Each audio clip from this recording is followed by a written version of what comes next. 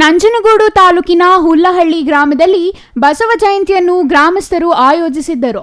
Muslim ಬಡಾವಣೆಗಳು ಸೇರಿದಂತೆ ಗ್ರಾಮದ ಎಲ್ಲ ಬಡಾವಣೆಗಳಲ್ಲಿಯೂ ಬಸವೇಶ್ವರ ಮತ್ತು ಸಿದ್ಧಗಂಗಾ ಮಠದ ಡಾಕ್ಟರ್ ಶ್ರೀ ಶಿವಕುಮಾರ ಸ್ವಾಮಿಗಳ ಭಾವಚಿತ್ರ ಮೆರವಣಿಗೆ ಮಾಡಲಾಯಿತು.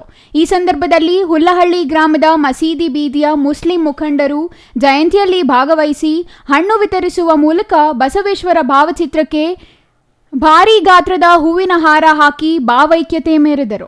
ನಂಜನಗೂಡು ತಾಲೂಕಿನ ಪ್ರತಿ ಗ್ರಾಮಗಳಲ್ಲಿಯೂ ಹಿಂದೂ ಮುಸ್ಲಿಂ ಎಂದು ಭೇದ ಭಾವ ತೋರದೆ ಸಹೋದರತೆ ಮೆರೆದಿರುವುದು ಇತರೆ ಗ್ರಾಮಗಳಿಗೆ ಮಾದರಿಯಾಗಿದೆ. ಇದಕ್ಕೂ ಮುನ್ನ ಹುಲ್ಲಹಳ್ಳಿ ಗ್ರಾಮದ ವಿರಕ್ತ ಮಠದ ಶ್ರೀ ಇಮ್ಮಡಿ ಚನ್ನಮಲ್ಲಿಕಾರ್ಜುನ ದೇಶಿ ಕೇಂದ್ರ ಸ್ವಾಮೀಜಿಗಳು ಮೆರವಣಿಗೆಗೆ ಚಾಲನೆ ನೀಡಿದರು.